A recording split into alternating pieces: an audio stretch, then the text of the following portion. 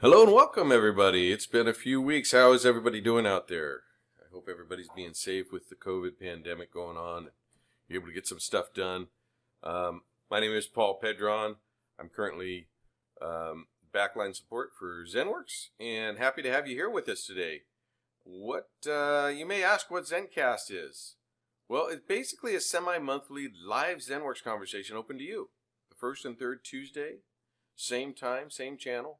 We want to make it more interactive than a webinar or training video, hopefully tailoring it to your questions, which allows us to go sideways on topics, right?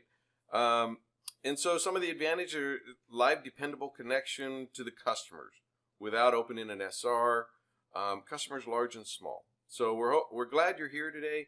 I see a couple of you out there that are returning, and we appreciate your support. We want to make sure we get great information to you. We're getting great information from you for topics and questions and stuff, so I really appreciate that. It helps us enhance this channel. I'm going to adjust this a little bit. And so yeah, today's topic is going to be ZCM 2020, mobile device management, and of course, maybe even some DMZ setup. So making sure that there's questions about how do I set up my DMZ for mobile. There's other things like reverse proxy and things you can use. They'll come into the topics. But hopefully you've logged into chat so that we can get some conversation going. The demo today will be from Vikram Goyal, who will be doing the mobile management demonstration for us. So he's very knowledgeable on it, and he's going to give us that demo. So a little bit of channel housekeeping real quick. We do this on the beginning of every stream, just so that we can make sure that you understand what's going on. Log into the YouTube chat. You can join the conversation. If you put an @ sign, you can direct message the person that's in the conversation or even outside the conversation if you know that they're logged in. And the polls. We're going to have a topical info poll today regarding who's on what version of ZENworks. Okay, so that we can get an idea of that. We had some questions on how many people are still on the 11.3, 11.4 platforms. And this gives us an idea of how to make sure we have supporting videos out there and so forth for you.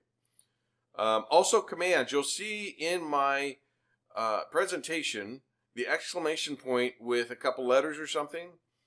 That's a command that'll bring up a URL or bring up something that I'm discussing or that's on the slide so that you can just click on the URL in the chat instead of writing down the full URL. Now, if you're watching the recording, that's why I have the URL in the slides so that you can at least have access to them. But if you're on live chat now and you're logged in, you'll be able to just do the command in the chat window and get that URL for yourself. So be aware that that's there. Also, some YouTube settings. You can, if you click on the gear down in the bottom, be sure to turn off autoplay in case something happens or we disconnect. And also the quality, putting it on 72p60 will help with some of the quality there. So I just wanted to make sure we covered some of those house cleaning tips. Oh, and most important, subscribe to notifications with the subscribe button down below, and you'll get a notification if you're logged into YouTube. It'll notify you when we're coming live. Also, Twitter will notify you if we're coming live if you're subscribed into Twitter for Micro Focus. So be aware of those things, and that'll help out. Some of the conference gathering news. The Micro Focus Virtual Universe 2020 North America was a success. You can actually go to that particular link, and they have the sessions out there, so you can watch the recordings. So if you have any of our products and you want to dive deeper into those particular products, go out there and check out the sessions. The same thing with the TTP Virtual Conference is coming up next week. Next week. Tuesday, Wednesday, Thursday, and then we're having workshops on Friday and Monday. So if you need details, go ahead and check out that particular URL site there. If we do, let me go over to here. For instance, I'll put in chat, and that should bring up our the details of that particular link. And then Micro Focus ZENcast YouTube channel. This one right here. First and third Tuesday of each month. We had a 5 Tuesday month last month. In September, we're going to have a 5 Tuesday a month as well. But we're just doing it the first and third Tuesdays of each month, 9 o'clock Mountain Time, North America. So subscribe to the Micro Focus Support and Training channel, and you'll also get notifications when we go live, and you'll see the recordings out there. So if you miss these, you can also see them on that particular support and training channel out on YouTube. Good morning, Jose. Glad to have you with us. Thanks for coming in today. I noticed my commands didn't seem to work yet, so let's see if it livens up here. We'll move on. So I think I went too far. Nope. So recent webinars, we had the What's New in ZCM 2020 Update 1 and Protecting Data with ZENworks. Those are great. You can see the recordings there on the Q2 webinars. So be sure to double check those. They had some great information on those particular settings, like what's the update in 1 isn't just an update. It also has some added features that will allow you to do some extra stuff. So be aware that that stuff's there, and check out the README on those or the recordings. Also some product news. So I cover this real quick each ZENcast to give you an update of what's going on. So the current version of ZCM is 2020 Update 1. There's a new ZDC, obviously, for Update 1 now, and an agent cleanup. So check that TID out, 7024523. The ZCM appliance has security and patches for July, and the PRU. So double check that. Make sure you go to the online appliances, and there's also an imaging driver update for 2 separate ones. One for ZCM 2017 Update 1, 2, 3, and 4. X, obviously, if you have 4.1. And then a second one for ZCM 2020 and Update 1, depending on what your level of 2020 is. And that was just released. So that's out there. Be aware that that's out there. Also, current version for the appliance, there's an upgrade if you have an appliance for the OS. So double check that upgrade, checking out the online updates. It'll go from /12 SP1 to /12 SP3. The ZENworks Service Desk 812 is out there. That's the latest version. They're working on 8.2 out summer, late summer, I presume. At least the beta should be. And if you want to get involved with the beta, please let us know. And you can email zen@microfocus.com if you want to join any of the betas, whether it's ZENworks or some other product. We can pass that information along if it's something else. ZENworks reporting server, again, it's at 7.2, released back December. Again, there's security patches and Tomcat patches for 6.4 and 7.2. Be aware that those are there so you get it patched fully and you're not vulnerable. And then, of course, we had some DB migration tools for ZCM, for Sybase, MS-SQL, and Oracle to PostgreSQL. And ZSD had an MS-SQL to PostgreSQL, also a DB migration tool. And then the latest news is Micro Focus desktop containers. 12.7 is out. So check your products in your portal. You should see, if you have it, 12.7. And you can use that. They fixed an issue that was on the MS Update Win 10 20H1 version on the streaming server. So you can check out that TID 7024674. I am going to go over to, which one is it? This one, I think. Yeah, we're going to go here real quick and take a look at like the ZENworks appliance for ZENworks. Oh, that's good. Let's try again. It's been dormant too long. We'll go into this one. Here's a, this is actually a 2020. Oh, I'm going to get them on all of them because they've been dormant. Let's try again. Zen admin. So you can see the online update here. These are some of the online updates that are needed. Okay. So make sure you double check your online updates. You can get that key. It's a key without a dash. It's in pretty much, it's in the entitlements section if you have an appliance for your product. So that's a, what did I say, a 17 has an online update. And then all you have to do is just obviously go ahead and select it. These are the needed patches. I already did the selection. We can now reboot or update now. And then all I need to do is reboot because I already went through this process. So let's go ahead. If we look over here, we can see we're going to reboot on this appliance. While that's rebooting, we're going to run over to our 2020 appliance. We can see our online updates here. Needed patches, it doesn't have any because I've already updated them. So we'll go to install patches, and you can see down here we have the security updates for this particular operating system, and it does have features in here as well, so I want to make sure you're aware of that. Especially, I know that's how we've been updating the service desk as well. So let's go SD admin, and we have an online update. This is 8.12. Doesn't need any patches, but it does have install patches, and I wanted to show you that you may, even though you installed 8.12, this may reappear.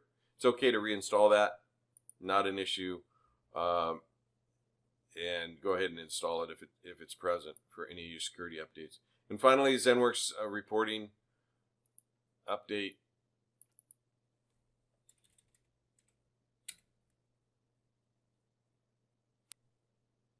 We're going to log in. And of course our online updates. This is the one I wanted to make sure I showed you for install patches. You have some vulnerabilities.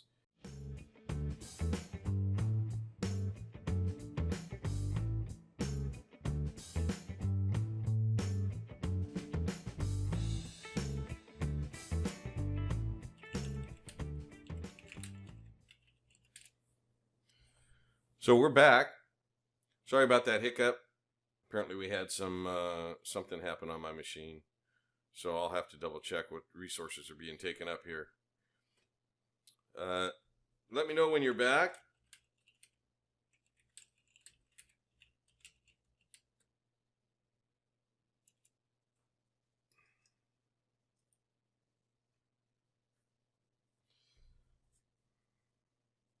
I'll give you a minute. So the product news, it's still recording, so we should be good. It should catch up with you guys. Micro Focus resources, again, we're going to cover those real quick. The COVID, Micro Focus support pages are there. Ideas portal, product life cycles, product resources. Product resources expanding. They're moving a lot of things into that product resources bucket, so you can search on a lot of different things in the product resources, as well as getting to the life cycle and the ideas portal and so forth. So be aware of that. They've really done a good job expanding that. Micro Focus education resources. We have on-demand training, even free on-demand training. We just put up some new videos up there, and be sure to check that out. Micro Focus Education Central is also there. Knowledge base, obviously, the forums you know about. Support and training YouTube channel. Be sure to subscribe if you can. And the webinar recordings. Let me see if you're back yet.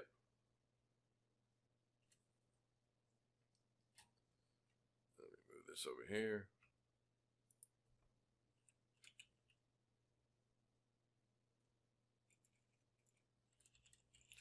All right.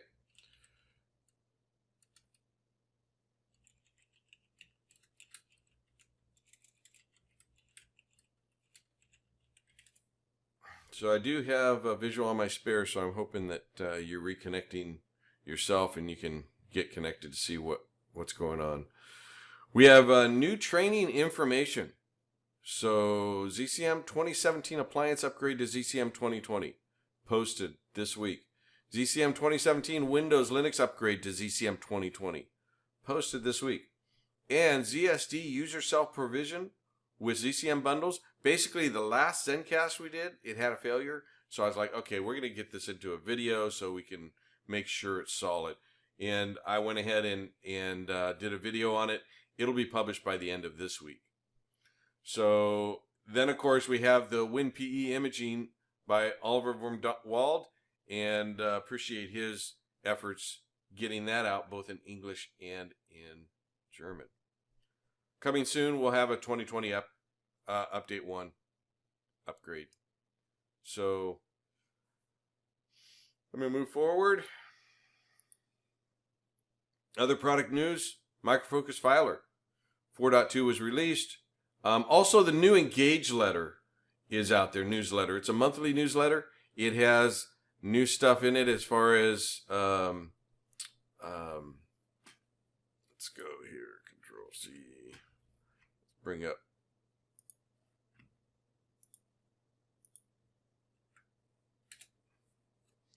Great information about products across the board, as well as ZENworks. And you can see different things. The TTP information is in here. The ZENworks appliance.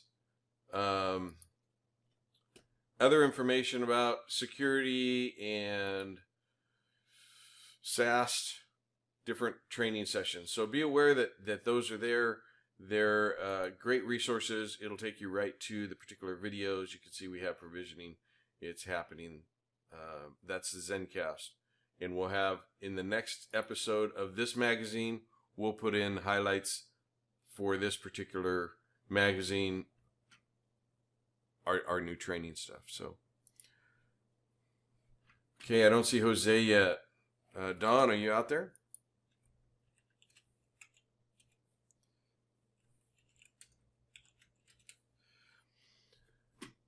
All right. So we can log in as Zen admin here again. This is my 2017.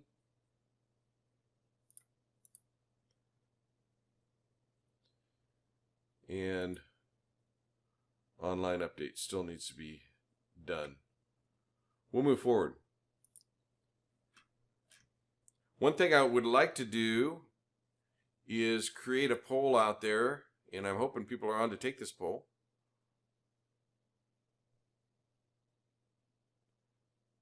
And we're looking to see what version you're on.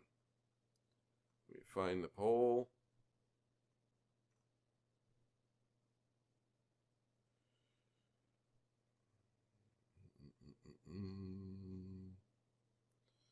There it is. Start poll. So that'll appear in your chat window, and you can take. Thanks, Don. Glad you're out there. I'm hoping others can connect back. We double check, do a little housekeeping.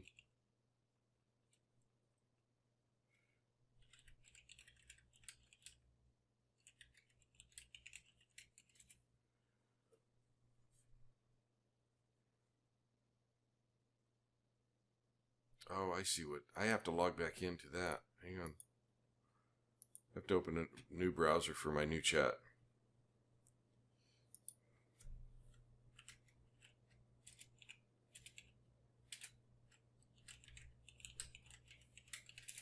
There we go. It closed my chat window too. Or communication. All right. Slide hiccup. Sorry about that. Let's move on and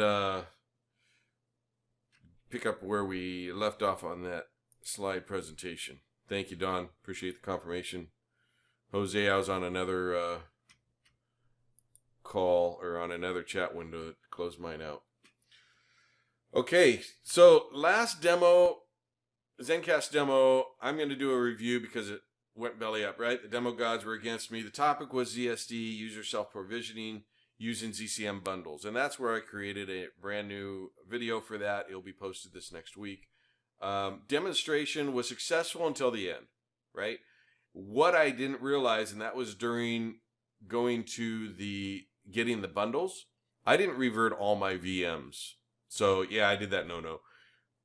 I had all of them done. I went through the whole thing a couple of times, and then I reverted all but one of them. And so that's where time sync was off, and so my bad. Sorry to let you down on that one, but you'll see a complete support training video on that, start to finish, coming up this next week.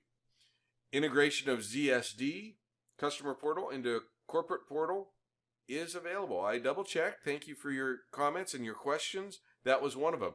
Can we integrate the service desk customer portal into corporate portal? The answer is yes. That's the good news. The bad news is SSO is not available yet. So single sign-on, basically what you'll get is a login window within your customer portal to have them log in. But you can use that iframe link there, something similar to this, in order to get that working for you if you use an iframe. Or I'm not heavy on the technical side of the portals, so it can be done, which I'm excited to say. All right, so to answer that question, I appreciate you getting that question out there for us.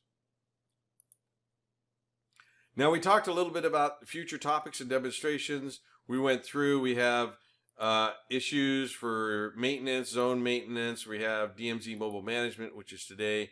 Patching is coming up, endpoint security. So those particular topics we're trying to cover. Just want to let you know. So keep them coming in.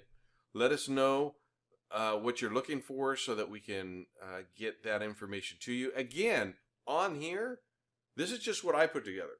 So if you have something, a question, tangent, or similar, or whatever, post it in the chat, and we'll see if we can get things going for that particular topic as well. You'll see near the end, all the topics we're booked out through September now. So we got asset management, we got inventory management. So we'll have those dates for you near the end. Actually, it's right here. So the next one is ZENworks Zone Design, Sizing, and Maintenance. We are going to have a slot at the TTP conference. So we'll be live with TTP as well as with you. So I'm excited about that. Get some exposure, get your colleagues together, and you can meet more people through this particular forum. So that's ZENworks Zone Design, Sizing, and Maintenance is the next one. That's a big topic, right? So we're gonna need your feedback. I'm gonna put together some things that I think and I believe might help, but I'm looking for some feedback on that so that we can, when we're on, we want to be able to answer your questions. August 4th and 18th, we have asset management with a guest. You might know him, Bob Reynolds. He's going to help us with ZSD asset management. ZSD auto build, we're also going to have a guest, which is one of your backline support, Peter Sumption. And we have another slot in there in August. I think those two might be combined. So we'll have another slot in there for another topic. As well as September, we got booked out for inventory management and, of course, bundle and virtual applications. So those are all requested, and I want to try and get those to you. So thank you for sending those in. That's a little heads up on what's coming up, so you can plan accordingly. Again, channel communication, we lost some information, or we lost connection there for a little bit. Log into the YouTube chat to join the conversation, and the @chat for direct message. Let me see if I can put this poll out there again for you guys. It might still be running. I don't know how well that will work with us dropping off. Let's see. Polls. Yeah, we're still in the poll. All right. I think I'm going to cancel it and start it up again. We didn't have anybody put anything in, so I think it got canceled. See if it comes up in chat. The one thing that it looks like is I'm having problems with chat today, with my commands. We'll do something like that. See if it comes back. Okay. And again, exclamation commands. We're trying to get those working today. A little bit of a hiccup there to get those URLs. These URLs here. Today's topic is DMZ and mobile management. Some of the documentation would be your best practices, 2020 best practices. Mobile management reference guide, MDM checklist is in there. And for example, MDM using a reverse proxy is out there as well. I'm going to try and go over, this is where it failed the last time. I'm going to go over here. Here's your update. 1, you want to go to new installation best practices. And down here is a DMZ configuration. All right, for a ZENworks DMZ server. It has server connections, zone administration, device management, server management. Because there's things you may want to turn on or off. This particular documentation will help you cover that. This has been put out there a year and a half or so ago, managing devices for ZENworks with a reverse proxy. Goes through quite a bit of detail. So double check that out. I know we've evolved MDM since then, but check that out. It'll give you some help on setting that up if you're going through a reverse proxy. And then we got ZENworks Mobile Management is our documentation for today as well. So you got the getting started, enrolling, managing. So be aware that that document's out there. We want to make sure that you have the proper things set up while you're going through those. Lab talk. All right, we're going to talk a little bit about those questions again. What is the goal? What is the issue? Setting up using MDM, managing and securing corp and personal devices. Wake on LAN, BYOD devices. How many out there have BYOD devices that you manage with ZCM or would like to? Go ahead and put that in chat.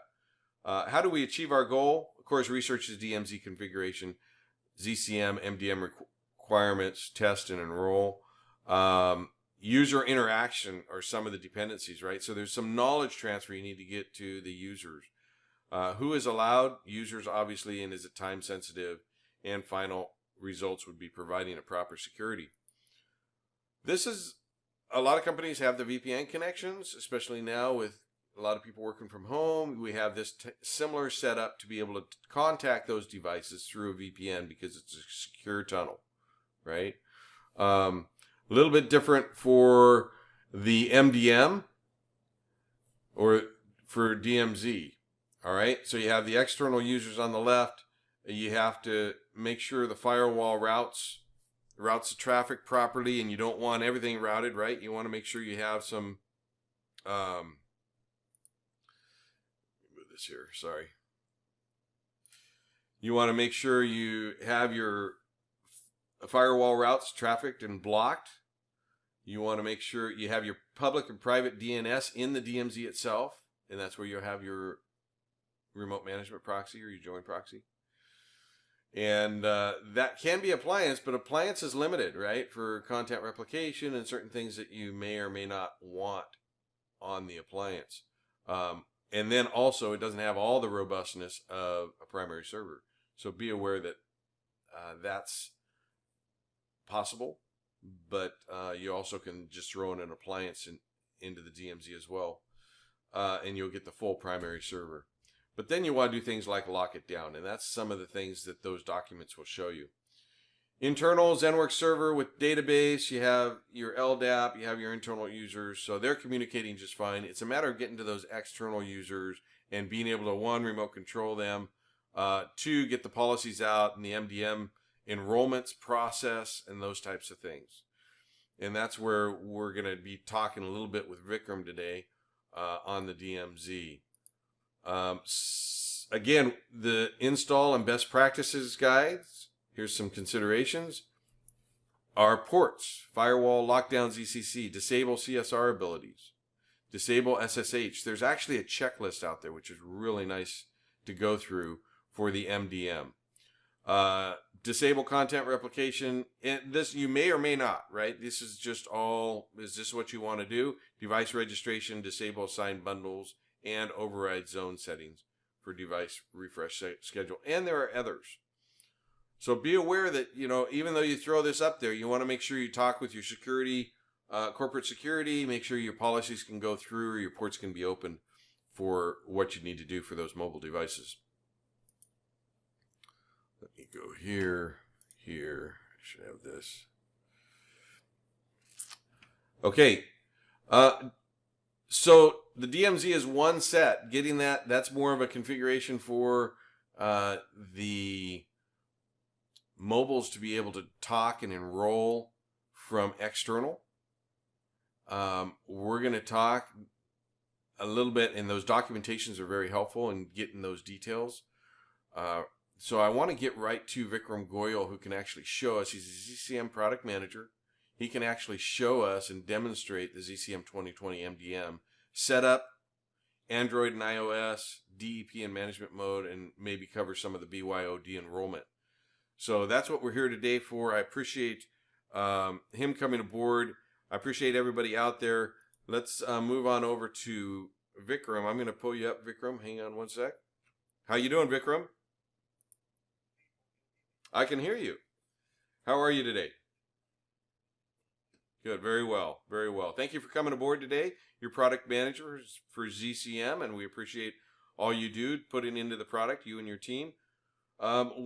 We discussed a little bit about ZCM 2020 MDM, and you offered to come back on. You've been on a couple of times, and we appreciate that. So this next step is looking at some of the setup and config.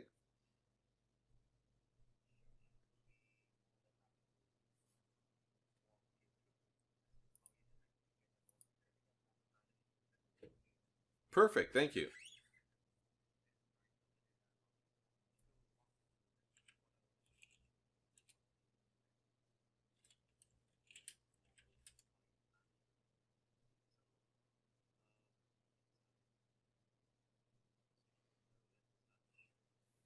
Sure. Thank you. It is visible. Yes.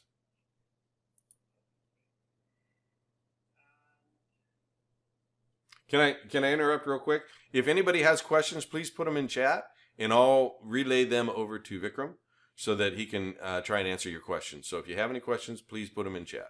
Thanks, Vikram. Go ahead.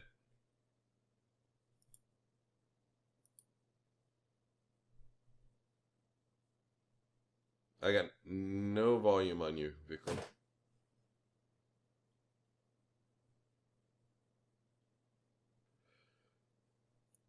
I lost audio, Vikram.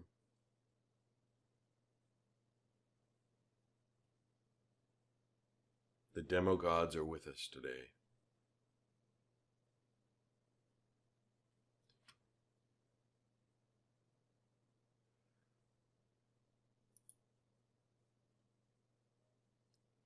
Okay. We're live.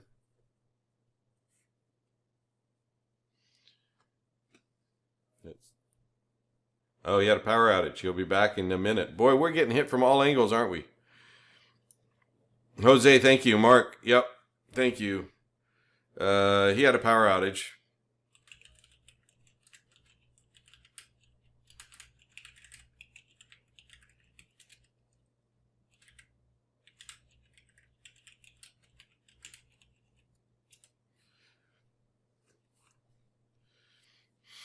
Should be able to join in a minute. While we're waiting for him, because I'll hear him come aboard, we'll go back over to those documents. There was a document in here for the checkoff list, which I found quite good. Let's see if I can get to it. Oh, there he is. No, you're back. Thank you.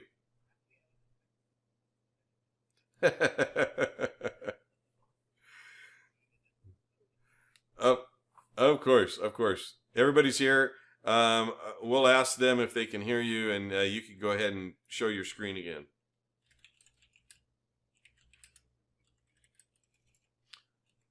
Yes, I can.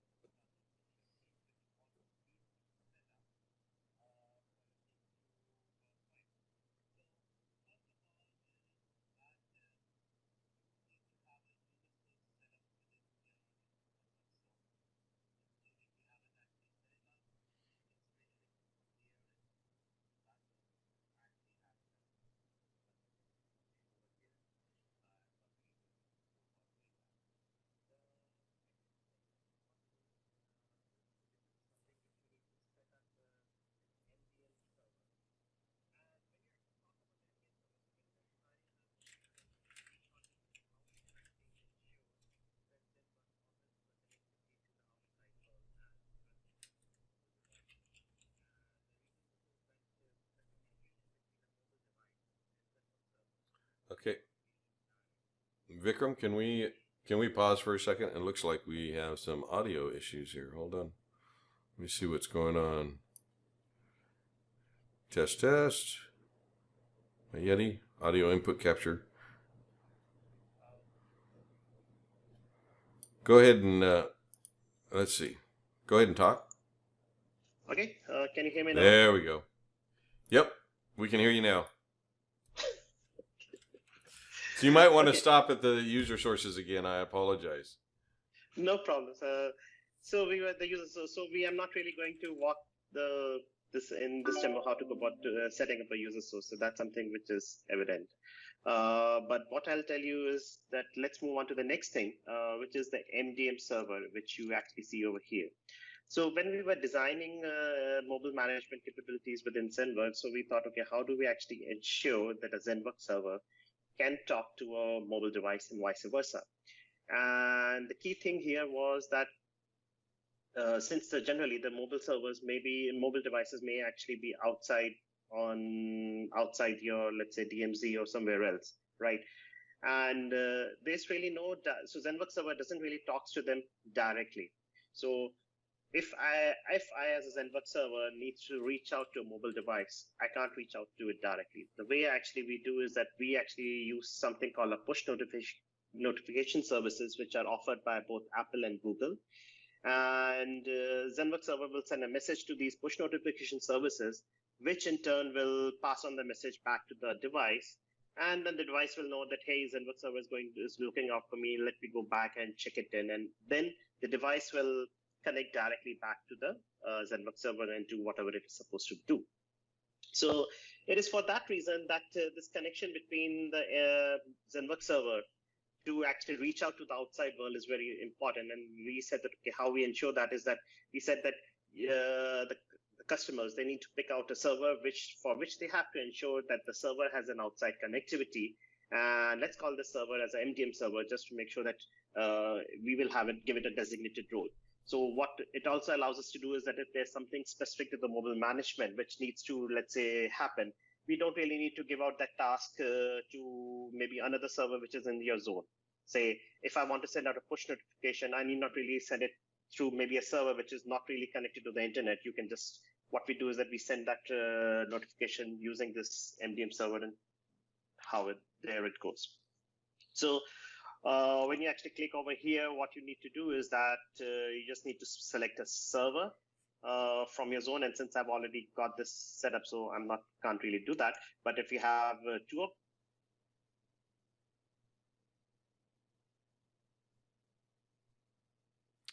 Lost audio. Just cut out. Oh, this is going to be a great Tuesday. Yep, he lost again.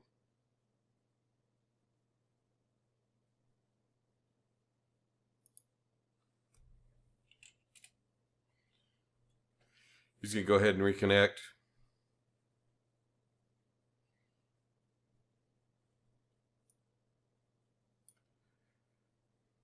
Do we have audio out? Did we have audio for Vikram out there a little bit ago?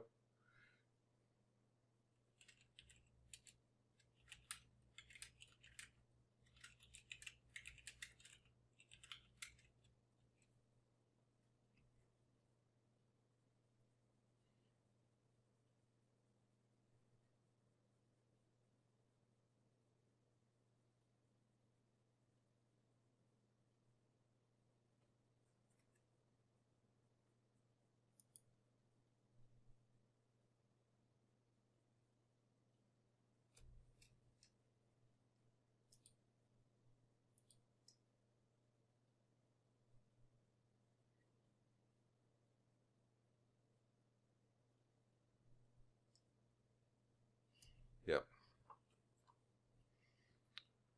I don't have response from, I'm not getting response from my users out there.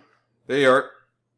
Sorry about this. No, hey. I really apologize. It happens. What has happened is that I actually have a whole network which is actually any outage proof, but in order to give do this demo, I've ripped it out and and I don't really have right now a kind of a backup in which I can ensure the. So hopefully this should not really happen again. But okay, we'll give it a go. Fingers crossed. Yeah. So let's start with where we were, and yeah, again you can see the screen. We can see the screen. Yeah. So we were talking about the MDM servers and how you can actually add an MDM server through this particular control pane. And if you are wondering where it actually resides, if you go back over here on the configuration as a part of the infrastructure management, that's where it resides. So if you're really looking for it, so you can go from here or you can go from that other place. So those are just direct links into the configurations. Right. And Thank you. Just sends you right over there. And if you go over there into this, you also have some set of the controls through which you can actually secure these servers, because generally you would be, as you mentioned earlier, right? So you may end up putting these servers on the DMZ or maybe behind a reverse proxy. So you may actually want to ensure that these servers are not really easily accessible and they can't be really tampered with. So you have some sort of the access control where you can define most of the IP address ranges and so on and so forth, and what is allowed and what is not allowed. So those can be configured right from this particular pane. Oh, excellent. Okay, so now so once I've actually got all these things done, right, user sources and MDM servers, so let's hold on for here. And then let's talk about that. Okay, so the next question to ask is that, okay, what kind of the devices you really want to manage? Are your users only going to use Android devices, or they're going to use Apple devices, or they're going to use both of them? So you need to make that choice. So, and that's from there you need to find out, okay, how do you really go about doing these things? Okay, so let's start with Android, Apple part itself. So for the Apple devices, so for the Apple devices, what you need to first configure is Apple push notification services. So you go to the configuration, you come over here and you see something called a push notification. If you click on it, you will see Apple push notification, and that's where you need to configure the Apple push notification certificate. So this is essentially the means through which ZENworks server is going to talk to the Apple push notification service, which in turn will talk to the Apple devices. So all Apple devices, they actually maintain a constant open connection back to this push notification service from the Apple. So that's built into the Apple device, all the Apple devices, whether it's an iOS, iPad, iPhone, Mac, so they will be maintaining these connections. And so for us in order to reach out to these devices, we just need to establish this configuration. So the way I actually go about doing this is I first need to create a CSR, and it's a certificate request. And to create the certificate request, you need to fill in these details. More importantly, what you really need to do is that you need to have your NCC credentials back with you. So if you're a customer, so you would be having these customer-centered credentials. And what we will be doing is that we will take the CSR and have it signed with our own certificate. So now when I actually do this and I submit for signing, so this will be actually signed by Micro Focus by using their own certificate. So at this point of the time, again, a request will be sent to Micro Focus and along with the CSR, and a signed CSR will be delivered back to you. So this is a signed CSR, which is right now available. The next step which you need to do is that now you need to submit it to Apple for its signing. So the way you actually do is that you click over here and push certificates portal.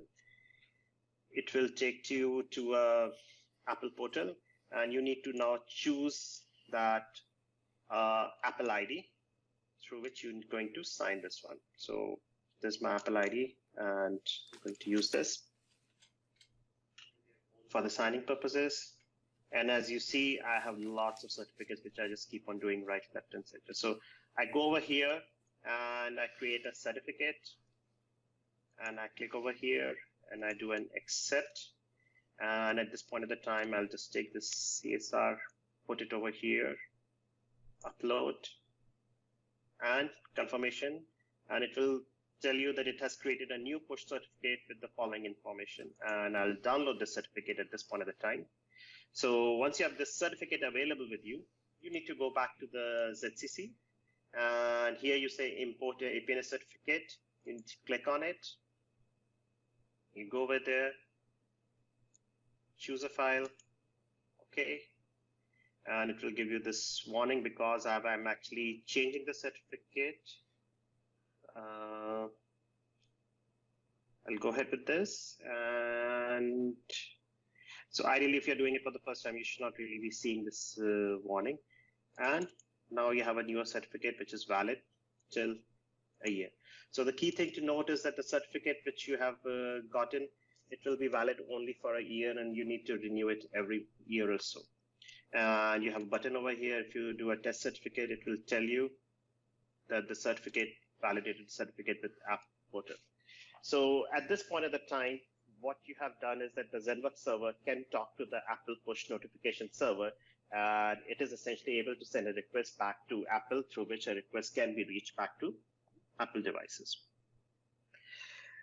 Okay. So for that certificate, if I can interrupt, for that certificate, they have a limit of just over 2 years, right?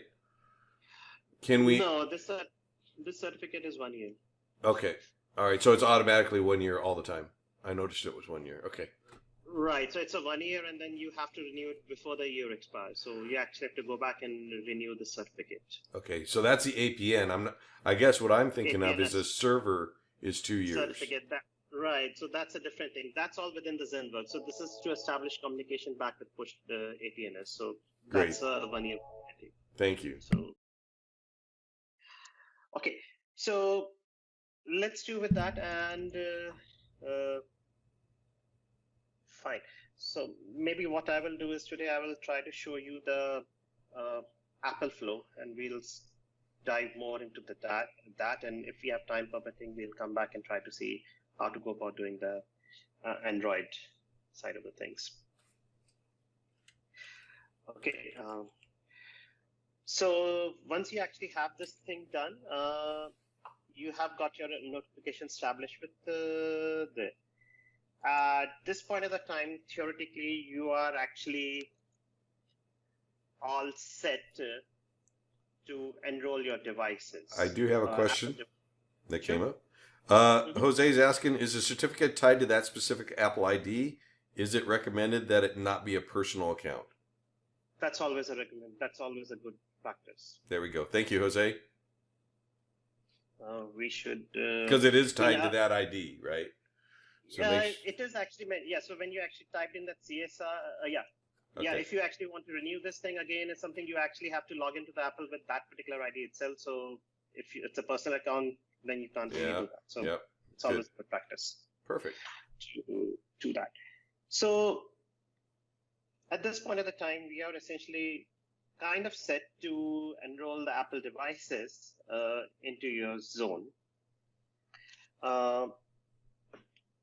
Let's see. Give me a minute over here. Okay. So maybe since we are here, we'll also, So now for the Apple enrollments, or even for any MDM enrollment, what you really need to do is that you need to define out, okay, what is your enrollment policy, that who all users are actually allowed to enroll their devices into your ZENworks zone. And so for that purpose, you actually need to create an enrollment policy there. So what I will do is I'll switch to this particular zone. And if you haven't I've noticed I'm actually running 2 different zones just to make sure that I don't screw one up and I have something back up. Thank you. That works. In which I can show you. So right here, I'm trying to go about creating a new enrollment policy, and this is a mobile enrollment policy. And what this policy does is that it actually essentially acts as a gatekeeper to whichever set of the users the policy is assigned. It will allow only those users to enroll their devices into the zone, and all the other users won't be really allowed. So I'll give it name. And just so you know, so this is actually required both if you're trying to enroll Android devices or iOS devices. It's essentially for mobile device management enrollment. So here you can specify different things that, okay, how you actually want the enrollment. So, and what will be the default ownership. So, and we'll talk about the default ownership a little bit while we're talking more about the policies. But essentially, ZENworks actually allows you to make a distinction between when when your end users are enrolling into ZENworks, their devices. You can make a distinction whether those users, how they are treated. So whether they are corporate or for the personal. And the way it actually affects is that they are set up the settings which you can apply. Let's say if they are corporate users, and there are different set of settings which you can apply when they are personal users. So we leave it at this point, and as we go through the overall flow, we will actually come across these settings, and that's where we will link it back to. So, but the option is something which is available at the time of the enrollment. And since there are different ways in which you can actually enroll your devices into ZENworks, right? So those options, that what options are available to the end users and what options are not available to the end users, is something defined also through this enrollment policy. So let's talk about the BYOD scenario, right? Which is something which I'm also going to demo in just a little bit. So when you are actually enrolling your device into the BYOD scenario for the iOS devices, you are essentially going to log into an end user portal from within ZENworks, and we're going to show you that also. Or if you're enrolling your Android devices, you're essentially going to download an Android app from the Play Store and go ahead with that. So in both the scenarios, you can specify that, okay, how for that particular user, let's say if it is you, Paul, that when you try to enroll, what will be the default ownership, whether it is corporate ownership or a personal ownership. And if you say corporate, and if you don't check this particular box, user can't even change their ownership. So they won't even have an option to change their ownership. And let's say by default, it will always be treated as a corporate device or a personal device. But generally, if you are really doing a BYOD enrollment, you would really want end users to give their choice as to how they're choosing and what kind of enrollment really they are getting themselves in. So I'll choose over here as personal. And this is something which is for the DP enrollment, which is your Apple's device enrollment program, corporate and personal. So we'll leave that right now here. Not going. Once we get to the DP part, then we will come back and try to show you that. Okay, so here there's a set of the choices to how their device is going to be enrolled, whether they are going to be enrolled as a fully managed device or active sync devices. So this is essentially, again, goes back to the scenario that when you're trying to enroll your devices, you actually have a choice. Whether you want a full-fledged management in which you can also receive apps from, let's say, which are being assigned from ZENworks, maybe the Wi-Fi configurations or all the other goodies, or you just only want to have email being assigned to the device. So this is the option which actually controls that, and we'll say that, okay, we are going to allow users to enroll their devices as fully managed devices. And that's here in this particular pane is something where you define these enrollment rules. So these enrollment rules are something similar to what you have within registration rules, right? So I'm sure that all of you may be familiar with the registration rules, which you need to define, which, let's say, if I go back to the different zone, right? So if I go over registration, right, I can define a different set of the registration rules. And these rules, the way they actually do is that they actually govern that when a device gets into the zone, when it is actually making a registration request, where and in which folder it goes and sits, what kind of the group memberships it is assigned, and so on and so forth.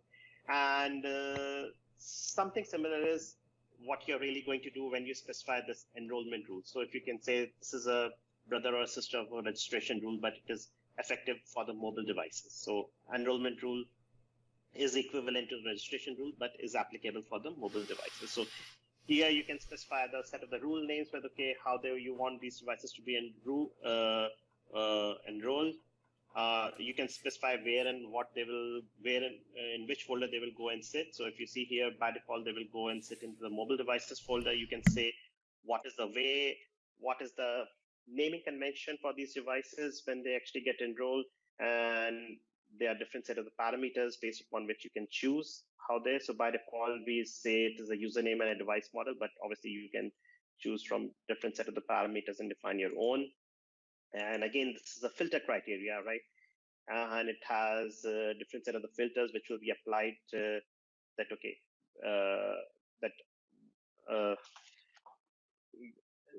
which will be matched while enrolling the mobile devices. And again, here you can specify the group memberships which can be assigned back to those devices when they get actually enrolled. So that's over there. And once you go to the next, you can specify that, what's going to happen when the device is unenrolled. So typically, it is possible that an end user can actually go and just say, hey, I don't want this enrollment on my device, and I'm actually quitting. So in this scenario, what we actually do is that we have defined these are the rules which will govern that, what happens when the device gets unenrolled. So by default, depending upon the corporate, if it is a corporate thing, we will retire the device. If it's a personal, we will go ahead and delete the device in the zone. So this actually takes some headache off your management part, right? Otherwise, what will happen is that these devices will just keep on accumulating, and then you will have to have a hard time that whether this device's user is there or not there. So we just try to do a little bit of housekeeping that if the device is getting unenrolled by the end user, they automatically get assigned to a state as specified by you. So both options are available over here. And that's it. Once you've done this thing, your policy is ready, and then you just go ahead and assign it to set up the users, and that's just about doing that. Okay. Now that's great. Yep, keep going. I like it. Right. At this point at the time, let me see. As I said, right, it is at this point at the time. Theoretically, it is not possible. Now we can actually are in a state where we can now go and enroll a device. So I'll quickly try to show you that how you can go about enrolling a device into this one. And Paul, and can you give me a heads up? Can you see this? I can see the air server. Yes. All right. Okay, great. And let me see if the connections are all fine or not. And generally, they do tend to go a little bit. Right. So this is the portal, and let's see. Instead of this act, let me open it up here itself. This is the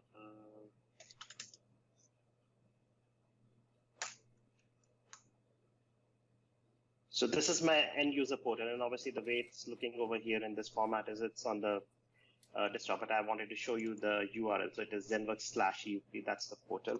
And let's switch back quickly to this one. And if I go over here, this is, let me go and look out.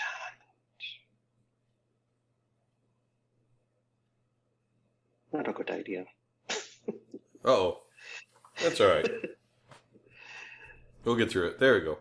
Yeah. So what I'm going to do is I'm going to now log in.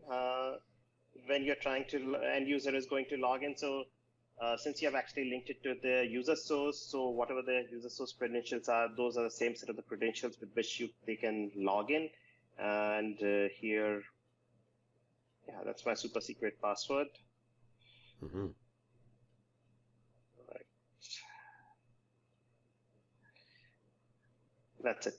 And there I am in this portal.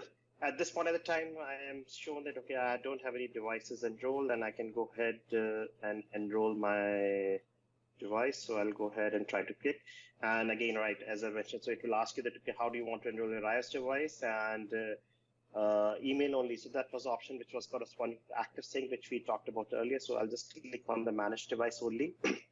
And here you will see there are a lot of the steps. And unfortunately, what has happened is that over the set of the years, Apple has made it a little bit harder to enroll a device, and it's more to do with the fact that they are trying to secure the users from the unwanted things. So as a part of this enrollment, what you're really going to end up doing is that you're going to end up installing some certificates on your device. You're also going to be downloading some profiles and trying to install them onto the device. So potentially, this can be malicious profiles also. So let's say if the end user is not really trusting, and if they just come to something like maybe not the ZENworks screen, but another screens, so they can be tricked into installing some malicious profiles also onto the device, and then it is obviously not a good thing.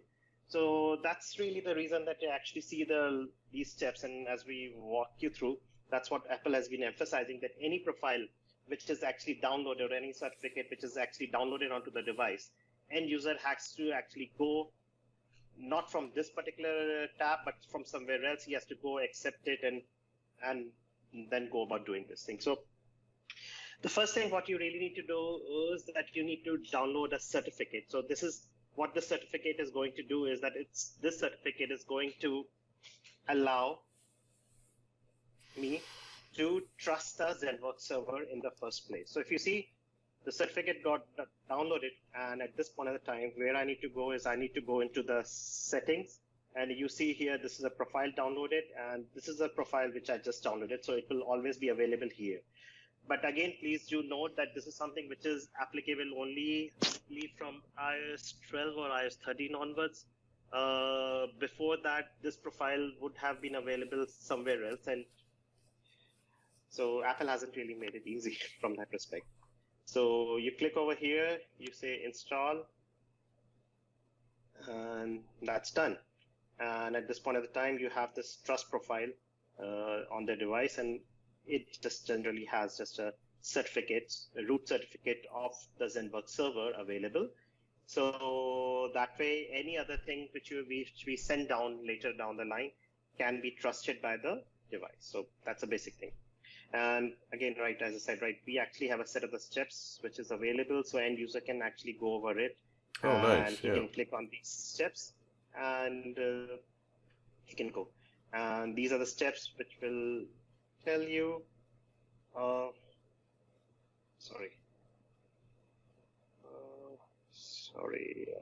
yeah. Right, so, right, see, I never did that. I should have done that. So what we ended up doing was that we just downloaded a root certificate, but we didn't enable it, and that's what that step was about. So I go over here, I go over to the about, and this is where I see my certificate trust settings, and I have to enable full trust for the root certificates. Only then it will be applicable. Otherwise, it's just like any other dumb certificate sitting in isolated and doesn't really does anything unless I actually does this green thing. Sure. Okay. So that's the second step. Now what I'm going to do is I'm going to do the iOS profile. And again, as you have noticed, we don't really have an app for the management of the iOS devices. iOS actually has an inbuilt agent, iOS MDM agent, and it does almost all the work. And the way to configure this iOS MDM agent is that you download a profile which will configure it and enable it to talk to the ZENworks server. And for the things which we are right now doing, we don't really need an app, and that's the reason we don't have an app available for the iOS devices, for the management of the iOS devices. Okay. So this is the iOS profile which I'm going to download, and again, the profile has been downloaded, and if you see, that's where the steps are. So I'll go back to this here, and this is my device enrollment profile, and this will actually enroll this device into my zone. Okay. And I'll click over here, and at this point at the time, it will do the profile installation. I have to do quite a couple of times. Done. Yes. And that's with all the profile settings you set in the ZCC, right? Which settings? The enrollment profile had, or in ZCC the enrollment policy had settings, so that's what you're installing now, right? Right. So essentially, yeah, so we are essentially downloading a profile which has been sent down from the ZENworks server. We are installing it, and that's what we are right now doing. Okay. And if I go over here and I'll return back to the home page, it will see it is enrollment in progress. So generally it takes a couple of minutes before the device gets enrolled, but more or less it just should be done at this point of the time. So if I go to my ZENworks server and right, I should see this device come over here. You see this device? Yes. Right. So that's it. Device which just got enrolled. So over here it tells you July 7, 2020, and that's about it. A question came in. Didn't catch the details of the server earlier. Is this Zen MDM server a separate instance on a DMZ and linked back to the existing zone? If so, then 4G and 5G enrollments only happen via the DMZ? So this is a ZENworks primary server, and yes, we will want it, and it is linked back to the same ZENworks zone. And yes, it needs to be in the DMZ. So if you are, let's say, outside your corporate network, yes, you can actually enroll it using 4G, 5G networks, and it will work perfectly fine. If you're inside your network, you can use other way. Okay, perfect. Thank you. So the thing which we don't really got about showing is that, okay, how do you actually pass on this ZENworks server URL back to the end user in the first place, right? And maybe I should have actually done that also. So we also have another way. Let me show you. So this is my user source, which I'm really going through. Give me 1 second. Just wanted to show you one quick thing which we provide, which should help you. Yeah, that's why. So this is the user, let's say, whom I wanted to enroll in the first place, right? So I actually have invite users as an action which is available here. And unfortunately, I don't have an SMTP server configured, but if I had so, then it would have actually allowed me to set an email back to my end user, in which he would have been provided with these instructions through which. So this link which we were trying to enroll, right, that link would have been present over there. He just needs to click on that and he would have been ready to go. Very good. Okay, so that's actually the first part of the enrollment, and I should have started you with that. But so now we have this device enrolled in the zone. Now let's see what all things are available on this device at this point at the time.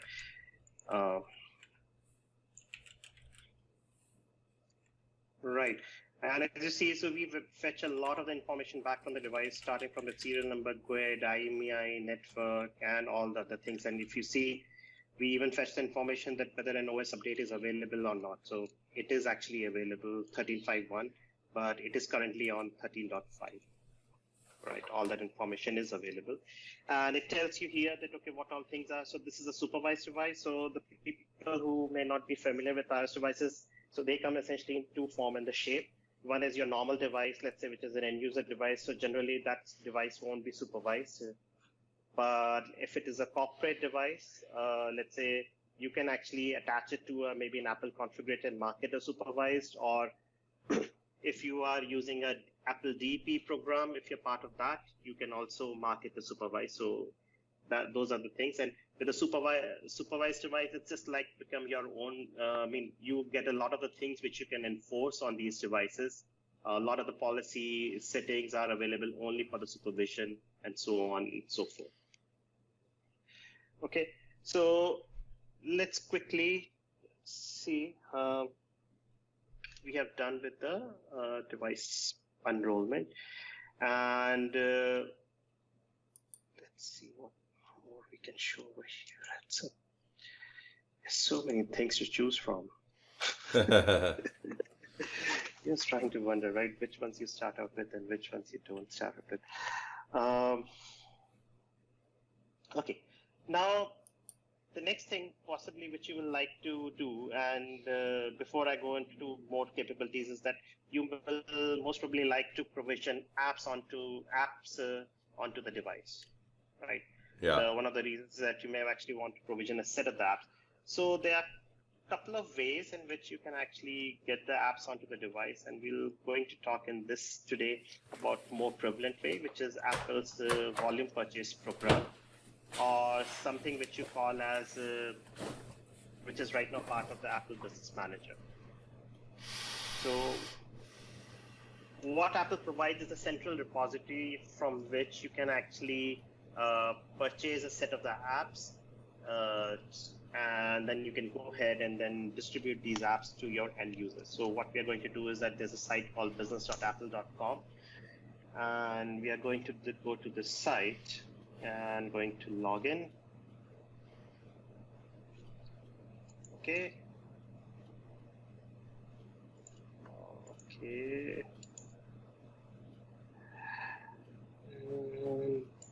Let's see.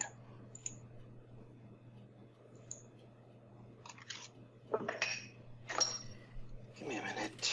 Let me get this two-factor down.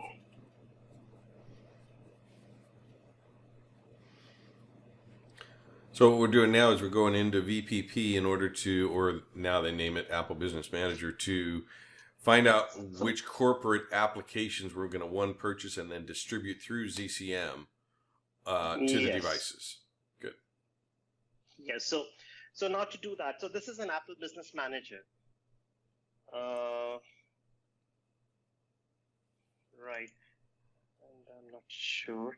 So what you need to do is that again, here, if you see, right, I have different set of the locations, and for each of the locations, what I have is I can actually purchase a set of the apps or the books from here. So if I want, let's say, pick an app, Paul.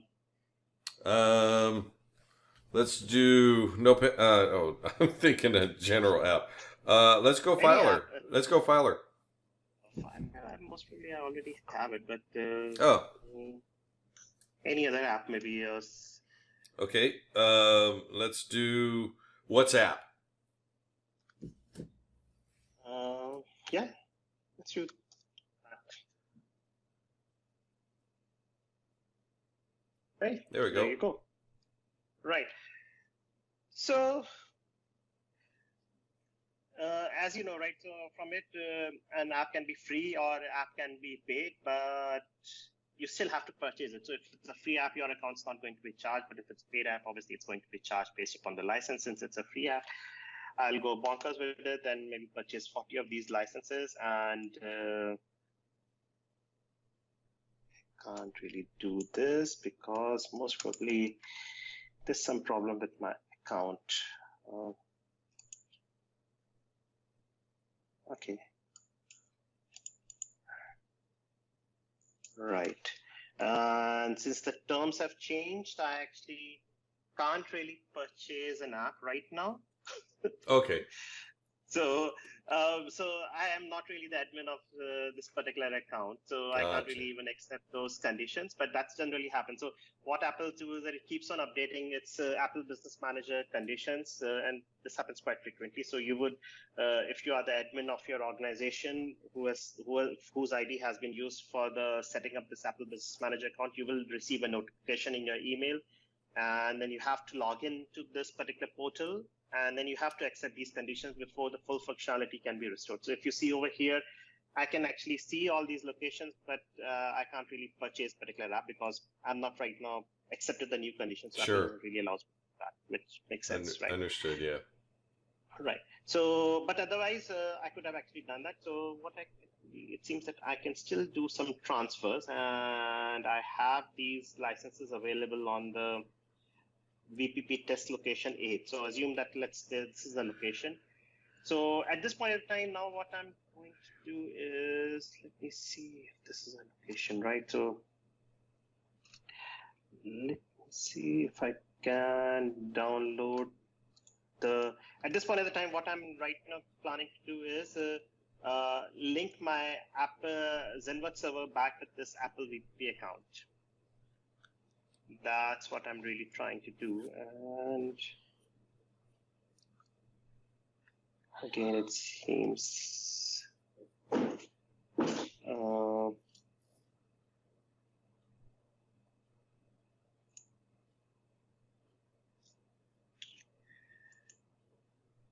a second where it was.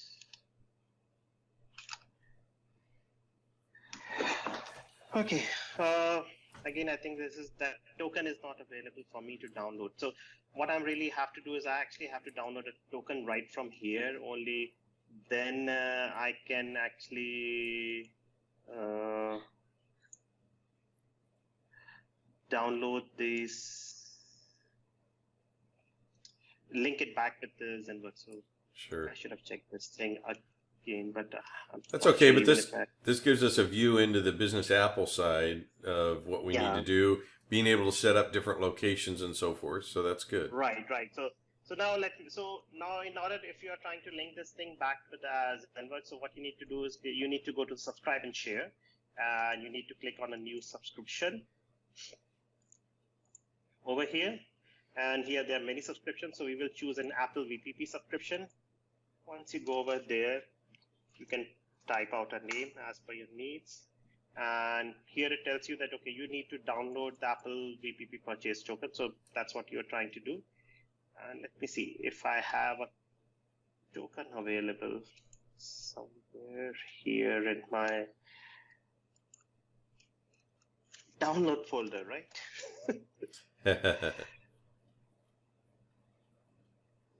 Yeah, I do have. Let's hope it works. Yeah, let's see. So that's a good thing about not clearing your cache. Yeah. So this is a link to Apple now is what we're doing. We got the token. Right. We're now able to connect. I should have in my previous scene, right from here, I should have downloaded the token corresponding to the location. Right. And I should have uploaded this token right over here. Gotcha. Right, and when it tells you, so it will find you all the details and tells you this is the enablement 24 location, and it's still not expired. So if you have used this token elsewhere, let's say if you're transferring this token, let's say from another MDM provider, we will detect that, and we will give you a warning that this token is, let's say, being used, let's say, by your another MDM vendor, and you need to claim management of it. Only then you can reuse it. And when you claim management of it, we will reset this token and all the apps which have been associated with it, and we'll take the full ownership of those apps. I see. Okay. Okay. And at this point in the time, you have actually got the token up and running. And what you now need to do is that you need to create this bundle. So principally, what we are going to do is that whatever apps you're going to purchase on the Apple's Business Manager portal, right?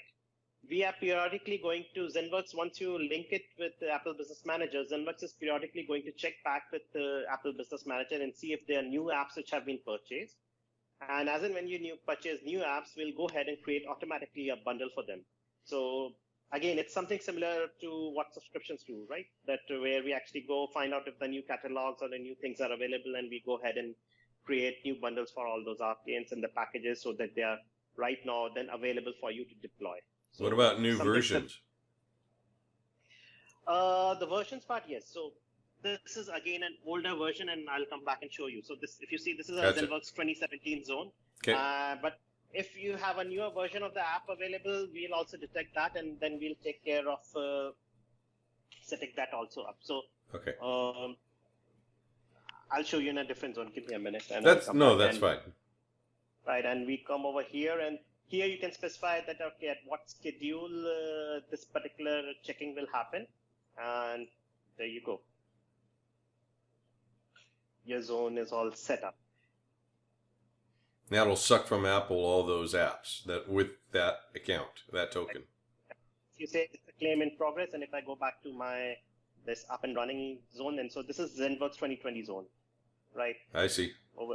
Right, so it has an Apple VPP subscription over here, and it's all good to go. I see. Right, and it will tell you where the token expiry and all the things, and so on and so forth. So we were talking about the updates, right? So we have added this functionality as part of the update. One is that you can actually define that if a newer version of the app is available, what the ZENworks will do. Whether it will go ahead and create a newer version, published version, or it will go ahead and create a sandbox version, or maybe it won't do anything at all. So those are the newer options which are available as with ZENworks 2020 update 1 itself. Very good. Thank you. Right. Yeah. So good thing about the Apple VPP subscription is that you can actually add multiple of them. So let's say typically what can happen is that if you are, let's say, a school admin, and maybe you are running a set of the schools which are distributed, maybe 5, 6, or 10 of these schools. So it is definitely possible that each of these schools may have their own financial entities, or they may be own financially independent. And so what you may actually have is that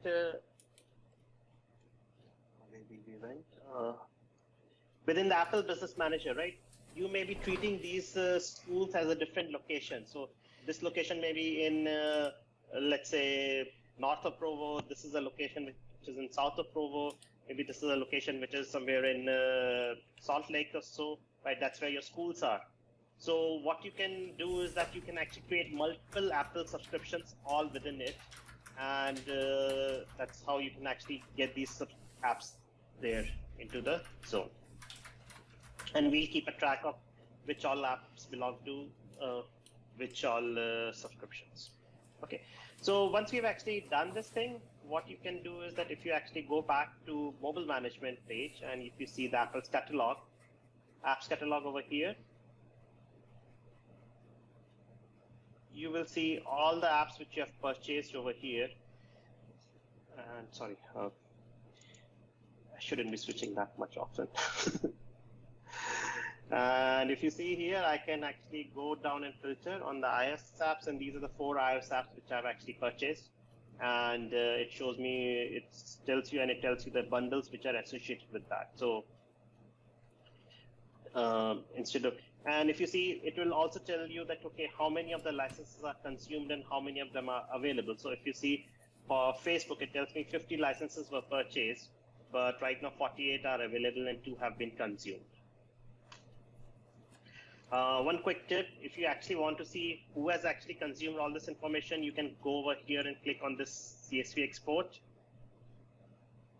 And it will open up a CSV file, which will provide you with details as to that, okay, where all those apps have been consumed and all the other, which all devices and so on and so forth. Oh, that's all handy. Those details are available over here. Okay. Will it show history? Like if you pulled Filer out off of one and you put it on another, will it show that it had been installed and uninstalled? Or is it just current? I see that. Maybe we'd set up auditing for that. Yeah, that is anyway there. So let's say whenever, let's say if you assign a bundle or unassign a bundle, right? And if you have set up an auditing mechanism, right? So that will anyway show up. So that's not a problem. But that's a good detail. You've reminded me of. It's been a time since I've actually checked this particular part, right? So these are all the apps detail, and it tells you, and this is my license details, right, which we were trying to see here. And let's see. So it tells me user licenses consumed. It tells me I think so. We'd have to experiment with that. Right. I think it tells you right now my current assignments only, because it Okay. is. That's how I believe it is. Okay. Fair enough. We could set up auditing for that then. Right. See, the idea why we actually got this functionality in the first place itself is that if you are really curious, right? Let's say if you are actually reached the limit, let's say if you have purchased 50 apps, 50 licenses of a particular app, right? And now and you have already reached the limit. It tells you all the 50 have been consumed. How do you find out? Right. Right. So Yeah. this is a handy information which tells you, okay, how these app licenses which have been consumed and by whom, and then you can take an appropriate measure. Again, Sure. it depends upon whether it's a device license or a user license. So those things will also come in. Those information is also available over here. Yeah, it's great reconciliation right on one screen. Right. And yeah, that's actually true. It took a lot of pain too. It's a pretty good thing. If you actually go back even into the Apple Business Manager, right? It's not really it won't really tell you who has consumed those apps or where those apps have been consumed. That information is not really available. It will just tell you that, okay, these are the number of licenses available. So I see. In that respect, it actually provides you much more detail, much more granular detail. Okay, so how are we doing on the time? We have 30 minutes left, right? Yeah, we have 30 minutes. Chad, any Right, questions? Be sure to put them in chat so that I can relay them to Vikram. But yeah, Vikram, continue. Right, so then I won't touch Android side at all. I was actually thinking I changed my mind, but I don't think I will have time enough to actually even start scratching the surface there. Of which part of it? Android. Oh, Android. Management. Okay. So I'll skip to the iOS only, and we'll try to see how far we go from here. So, but it is a similar thing through FCM, right? I mean, as far as you set up a subscription, somewhat similar. Yeah, it's somewhat similar, but in some respect, it's a different. If you want to set things up, right? So, see here on the iOS side of things, I just needed to set up APNS, and I was good to go. Yes. Right. Yes. On Android side of things, you actually need to do two things. One is that you need to set up FCM, which is Firebase Cloud Management, and it's something equivalent of APNS on the Apple side. Yeah. It allows me to talk to Google, and via Google, I can reach out to the devices. But then I also have to create something called my account back with Google for me to manage those devices, and that's a different subscription. So in that respect, it's a little bit different. So we'll go ahead and schedule that another time then. Oh yeah, definitely. Yeah, we can. Perfect. So now you got all these apps there, right? What you can do is that you can actually now go about assigning these apps. So let's say we have these apps here.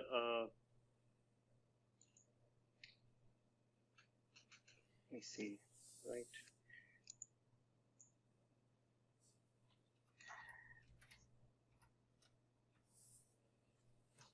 Okay. So like first let me do the good thing and let me publish this one. So it is available. Okay, so now this is an app which is available, which I have essentially purchased from the App Store, and it is now available for the deployment. So what I can do is I can actually go about and go to the relationships page over here and do an assignment. So I can do a direct assignment or a user assignment depending upon how you want to do that. So one thing which you should note is that when you're purchasing apps through VPP, so there is a little bit distinction between how the things actually work out when you do a user assignment or when you do a device assignment. When you do a user assignment, what will happen is that the apps which you assign to the user will be associated with their iTunes account on the device. Okay. And to do that process flow, what it will do is that Apple will tell them that, okay, they need to, they will be sent an invitation URL by the Apple, and they have to go through that, and then they will be linked, then they will be enabled to link their accounts to then they can actually get the apps which you have assigned to them into their iTunes account. And by virtue of that, since you're actually doing a user assignment and they have been linked with their Apple's iTunes ID, so if they are actually using their iTunes ID on any other iOS device, which if it may not even be managed, they can also get access to that particular app because they've actually. Yep. So you need to see that, okay. But again, it depends actually upon your set of the use cases, how you want to do that. When you're trying to do this kind of as user assignment based such apps, it may not really be seamless. I mean, user may be prompted a set of the screen, right, which is an invitation URL that they have to accept before they can this app will get installed. So this was actually this was actually the only way in which you can assign apps from the VPP till, I believe, iOS 9.3 or iOS 9.4 or so. After that, Apple did notice of it, and they actually came up with a way in which you can assign these apps directly to the devices itself. Right. So so these are essential.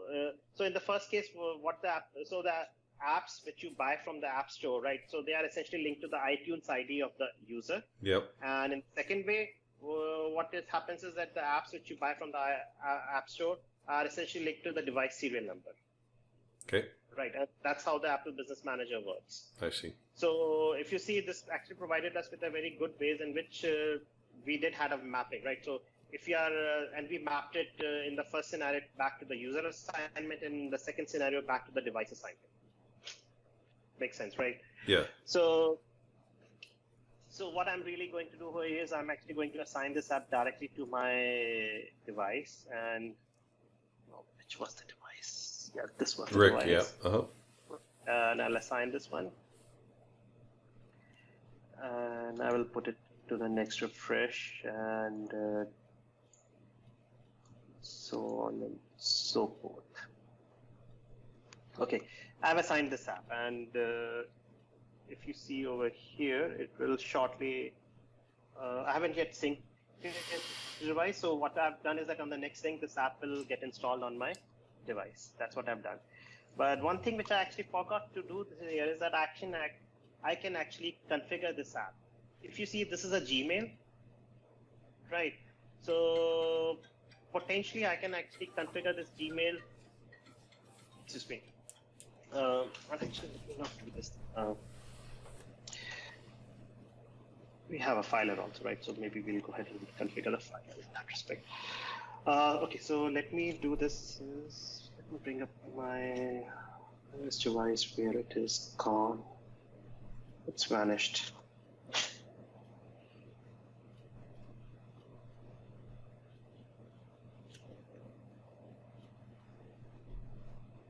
There it comes.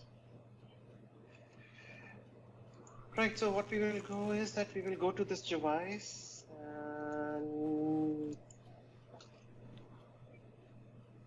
see if I can. Sorry.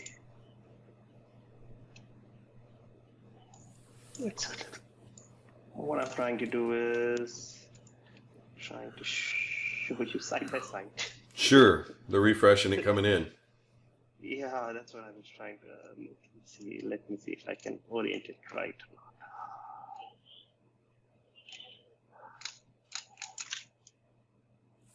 It's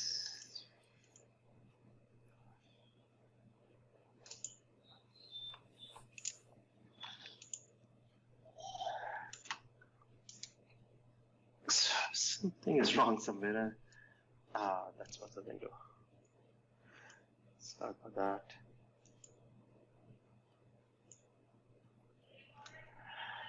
Okay. So I'll go ahead and refresh the device, and you can see it should start pretty soon. Another way to actually refresh the device is do it from here itself and create a quick task, and at this point of the time the app should appear in. Generally, it does take a little bit of the time, depending upon how the APN is behaving at that time of the day or the. Because it's still going through Apple to get the app, right? Right. So the way we actually deploy this app, so if the people who are interested, is that we contact Apple and say, hey, I actually have got something for this device. Then Apple passes on that message back to the device, and then device connects back with the Zen server, ZENworks server. Now, when the device connects back with the ZENworks server, is at that point of the time, we'll say, hey, there is an app which is supposed to be installed at your end, and we pass on an install command back to the device. At this point of the time, the device will then reach out to the App Store. So we are not really storing that particular app. The device is going to pull that app right back from the App Store, and the app will get installed. Gotcha. So that's the way this whole workflow works. And so content is really minimal on the ZCM side. It's because it's just redirecting it out to Apple and approving. Yeah, that is right. So in this scenario, but again, this is an app which was let's say a publicly available app.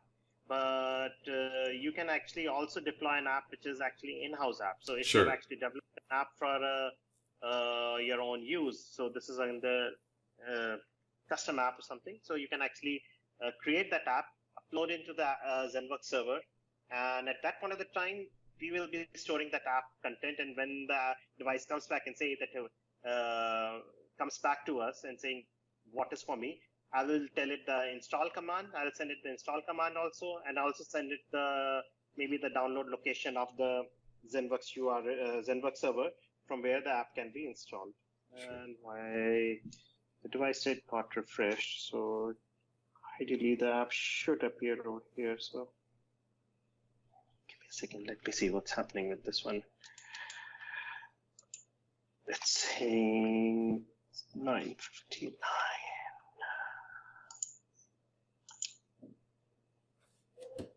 Okay, it did got.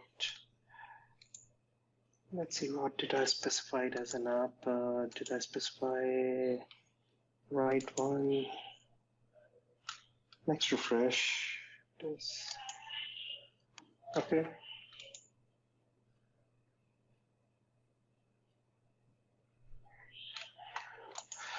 Let's go back to our dashboard and see where the problem is.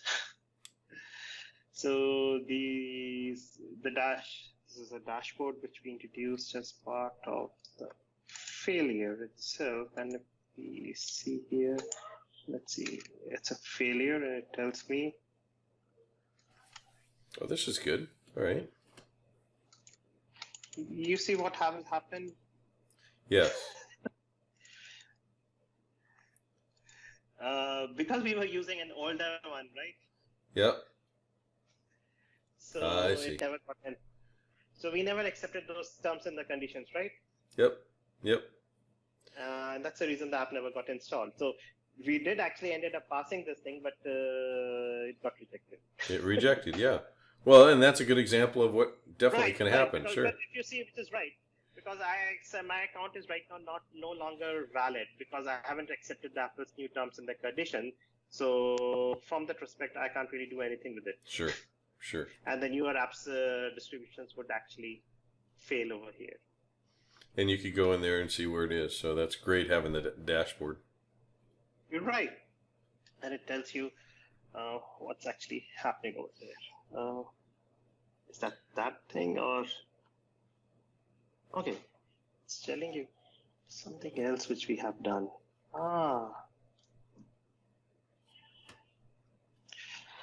Okay, I think I have ended up doing something a little bit differently. Maybe that was not the reason, but what I ended up doing is that when I was actually showing you the ZCM part, right, the another one, setting up the subscription. Sure. Right, I used the same token which I was using in my good zone. I picked out that token right from my download history list. Yep. And I ended up using the same token. I ended up claiming the subscription. So now that subscription is tied to this particular, the older zone and not to that newer zone. And that's why it failed actually. That is actually the reason. That's what the message says. The subscription for this VPP account is either deleted or disabled, or the VPP account is in use by another MDM provider, which is actually what we did. Sure. No, and that makes sense. Right, it makes sense. But yeah, it speaks terrible for this demo. Well, no, actually, it speaks really good for the demo. As far as I'm concerned, we can see how it logically makes sense, so we can understand. Don't use the same token, right? If you have a test environment, right. You know, and things like that. So, no, I appreciate that. Yeah. Otherwise, the app would come up on the phone. Yeah, app would have been actually there on the phone. And let me see if I can create a enterprise app and actually show you an app which comes up. Give me 1 second. I'm using the right zone, right? iOS, iPad, and so if you see over here, I have. So what I'm going to do is I'm going to create an enterprise app, and let me see if I can find a good IP available, and because that's not really going to go through via VPP, right? So ideally that should work. This is a homegrown. Right. It is my, let's say, my corporate app or something which I've actually done, and which is the one which we should print, let's check sign updated IP, right, and I'll upload it. So this is my corporate app, and let's see this. You can find it out. This is, I won't create it as a thing, and I will go ahead, and at this point of the time, what I will do is I'll again do a direct assignment.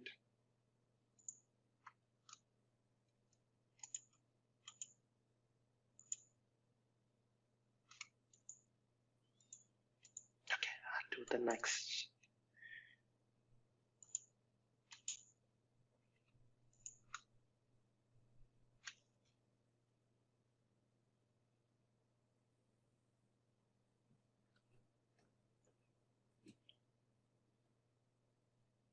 Let's see. Hopefully this should appear. Where were we? And the assignment was successful. And let us see if this app appears. We can track the progress through the dashboard, as always. So it's a good sign.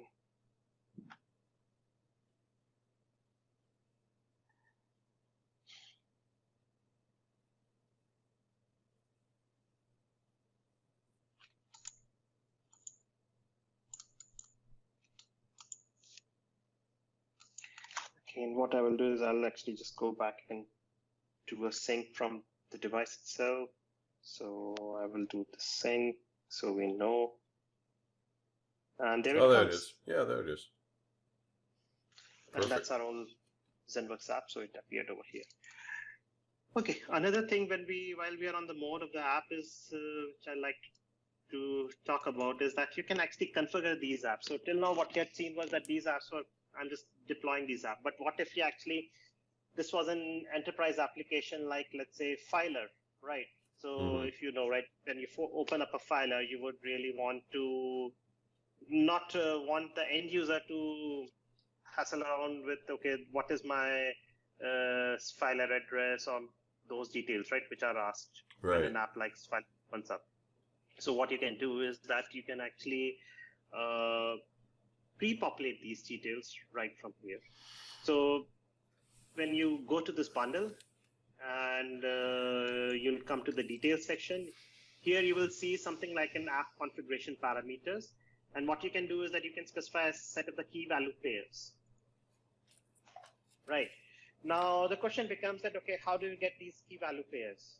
So generally these key value pairs are available from the app developer. So in this case, if you actually go to the Filer documentation, you would actually find these key value pairs being defined and as to how you can configure them. But as a trick, and it's like a hack, which I can happy to show you, is that you can actually find these parameters also if you're using an Android device. Okay. So if you're also managing Android. So both the Android apps, when you're deploying, and the iOS app, they have the capability where you can specify these configuration parameters. But as I mentioned, as you just saw, in the case of the Apple, there's really those parameters are not available by default, right? You actually have to find out from the Apple developer, and from there you need to fill in these values. Sure. In the case of the Android, what the Google has mandated that if you want these parameters to be available, you have to provide that schema back to Google itself. Okay. Right? And if it is available with the Google, what we do is that we actually fetch these values right from here. And if you go to Micro Focus Filer, and if you see this is an Android app, it's the same app, but it's a different app, but for the Android devices. And if I go to the details, I have these app configuration parameters which are right now available.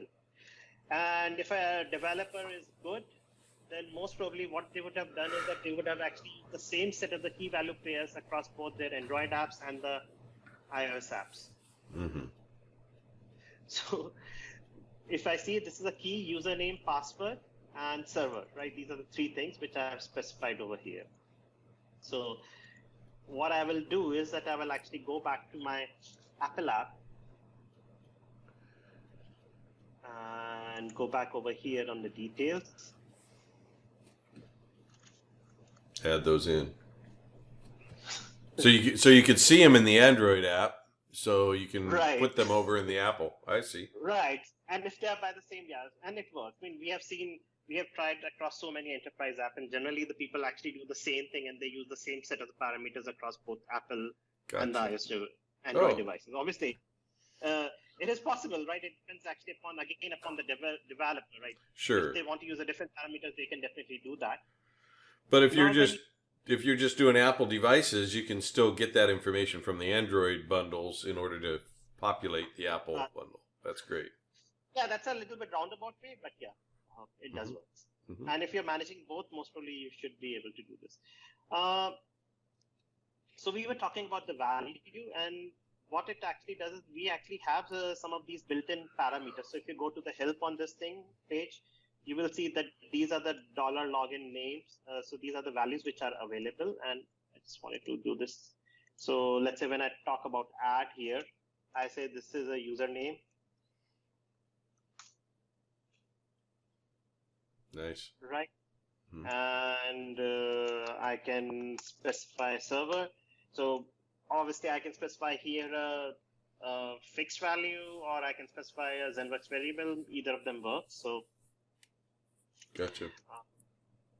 I can, let's say, specify here this, which is my final server address, and that's it. So what it will do is that now when this app will get installed on the device, right, and unfortunately I can't really do that since we'll run into the same issue. Right, the token. Right, token issue is that when this app actually gets installed on the device, it will pre-populate these fields with these values. Perfect. So if you have actually opened up an Filer app, and let me see if I have a Filer app over here or not. No. If I have a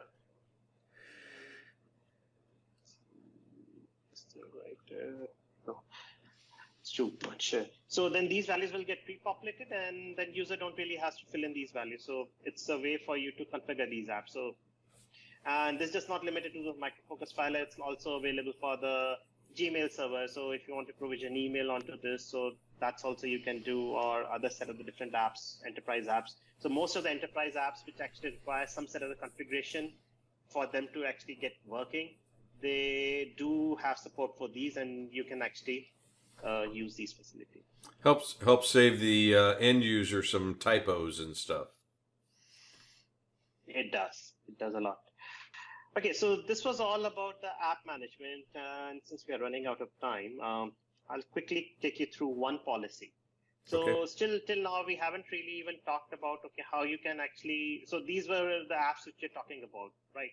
But you'll want to do more than app on a device, right? Typically, if you're actually using a device, you will want to secure it or specify some more settings. So you start about creating a new policy. So we create a new mobile policy.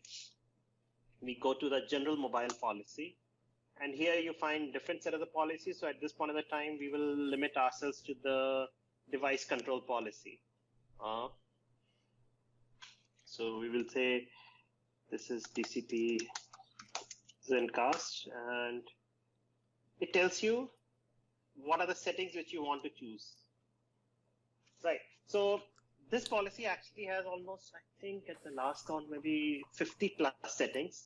And we didn't really wanted you to configure these settings while you are creating a policy. So what we did is that we set out with some set of the default setting values, and that's how we defined it. So if you see, again, that's where the corporate and the personal part comes to the play, which we talked about earlier when we're talking about the enrollment policy, right? So it will tell you, so it gives you two things. One is a none, and so there are different zones here. So if you don't specify anything, no policy settings are set and all policy settings are inherited, or you can specify everything and you can have the highest mode. So I'll go with the low, and I'll create this policy and I'll click on this. So I'm taking back to this particular tab. And this is my policy settings. If you see over here, you have, within this, so this is one policy which is applicable across both Android and the iOS device. So you need to have one policy And within this, you can specify what kind of settings you want, and you can assign it to maybe at your overall zone, and then it will get applied. Over here, you see different settings which are available. So you have different tabs here. One is for the Apple, another is for the Android, and third is for the ActiveSync. So ActiveSync devices don't support really that many set of settings, so that's why you see it's so sparse. But Android and Apple, they have a lot set of the settings. And if you see over here, these are all settings. So we have helpfully categorized these settings into different tabs. So you have settings corresponding to apps, network, iTunes, iCloud, Safari, media content, security, gaming, keyboard, and so on and so forth. All there. I've actually lost count of how many settings we have. Yeah. they just keep on getting added with each and every release, and we take a point of getting them updated each and every release. So over here, you can specify, and let's say if you want to block a camera on the device, right? What I do is I say yes, and depending upon the type of the device, right, setting will be applicable. So if it, potentially what I can do is that I can say for a corporate device, let's say for a corporate device, block the camera, but on a personal device, don't block the camera. So through one policy, you can actually target it across a wide section of your devices. You don't really have to create a separate setting, let's say for your BYOD users, which just, or another policy just for your corporate users. You can actually do them all both. You can target both of them through one policy itself. That's fantastic. Right. And once it actually, and this is the part again which you see here, right, which is supervised only. So these settings are available only on the supervised devices. So if you see allow FaceTime, I can block the setting, but only on the supervised device. I see. So that means the device has to be under total management of the organization. So generally, those are the devices which are purchased by the organization and then given back to the employees or to the students. Sure.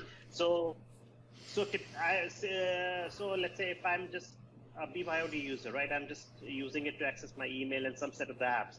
I wouldn't really want an admin to have a capability where he can block my FaceTime. Correct. Right. So Apple has been progressively deprecating a lot of the settings and making sure that the settings which are on a BYOD type of the enrollment, only those settings are allowed, which doesn't really impacts the day-to-day working of an end user, and he can always so AirDrop, iMessage. So see, it actually allows you to block an iMessage, but again, it is a supervised device. So if I'm a normal BYOD user and my device is not supervised, I can't block an iMessage. Yep. Which makes sense, right? Sure. So a lot of those settings, if you see, are actually which are more essentially potentially far-reaching settings. Generally, you will find those settings to be supervised only. Sure. So restrictions, wallpapers, those things are all supervised devices. So you can actually even disable the App Store on the device. Okay. So again, as you would expect, that is only a supervised setting. You right. can't really do it on your personal device. They'd get a little bit upset. Sure. Right. So that's a policy to control a lot of these settings on the restriction side. But if you're actually interested in controlling, let's say, the passcode policy, right? Let's say how you want to secure your mobile devices, what kind of the passcodes you want. Just to take just half a minute, we'll go about creating a different policy, which is a security policy you go about creating. And I like how you set that up so you just kind of give it a guesstimate until you actually get in there and tweak it. Yeah, so that was part, right? We found, so we try to take a shot at it, defining different zones, but I'm sure that each and every admin will have their own. Sure. So this is the policy through which you can define what kind of the passcodes are enforced on the device. So or even if you want a passcode at all or not. So that's what you actually specify. So if it's a personal device, if I don't want a passcode, that's where I actually go and specify. And within the passcode, you can specify, okay, what kind of passcodes, what are the properties, biometric, simple, password length. Do you really want to trouble the user, make them type in a 16-character password and they will never ever come back? That's what's going to happen. Or password story, how many passwords they can store, and so on and so forth. So all those things are controlled from a different policy, not from that earlier policy. And this policy again is also applicable across both Android devices and the iOS devices. Yeah, I see it on the left, on the right there. Right. That tells so you. If you see, yeah, so it actually has a different view, right, than the other one. Excellent. So they got developed a little bit at different times. So yeah, but it tells you that which all settings are applicable for the iOS devices and Android devices and so on and so forth. So all those things are possible. Device inactivity, when will those things come? And so, okay. And I think we are at the top of the hour, right? So top of the hour, yeah. Well, thank you, Vikram. That was stop over here. And as you see, I think I've done 30 or 40% of the whole thing which I wanted to show. So there's so much more on the mobile management which we can do and which I like to show. Well, it looks like it, and we'll have to schedule again soon so that you can cover the rest of those, or at least another set, because it's ever growing, right? It continues to expand as they release the APIs and so forth. So that's fantastic. Yeah, no, I really appreciate you coming aboard today and being with us. We'll definitely schedule you again when we get a little bit of time and take it from here on. That'll be great. Thank you for your time today, Vikram. I appreciate your time. And if any other questions come in, I'll be sure to forward them to you, and we'll get them answered for our audience here. Not a problem. Great. Thank you, Vikram. You have a great evening. Okay. And you too. Thank you very much. Bye. Thank you very much. And for those that are out there that are still with us, we had that Zen demo from Vikram Goyal. He is ZCM Product Manager and has done a lot of the mobile stuff. We're going to continue on and just finish up a few slides here. We went through some of the DMZ stuff. We have Vikram on. Yeah, there's DEP management mode, there's BYOD enrollment, and Android stuff. So we look forward to seeing him back on again. Some things to remember is identify corporate security policies, determine the DMZ configurations if you're going that route, acquire system keys like the APN as you saw, system in place for enrolling devices. Do you designate corporate or personal? Limitations, the location may be a limitation, licensing and updates. MDM certificate expiration, as you saw, every year you have to renew that one token, and then other keys. So I hope this particular experience was valuable to you, and it shone some light on the MDM, how you can configure it. Thank you, Jose, for that. I appreciate that. And again, next time we're doing ZENworks Zone Design, Sizing, and Maintenance. August, we have a couple of things. September, we have a couple of things, and keep those topics coming in. We appreciate those, and we'll answer some questions for you. Be sure to put any comments in the recording down below. I'll edit out some of that stuff that the demo gods were hitting us with, and we'll be sure to answer those questions for you. All right? I want to thank the contributors of the product and Vikram, and especially you guys for being here today and helping me through some of the demo god stuff. And be sure to keep your distance, stay safe, and be kind out there. We appreciate you joining us. We'll see you in 2 weeks. Thank you much.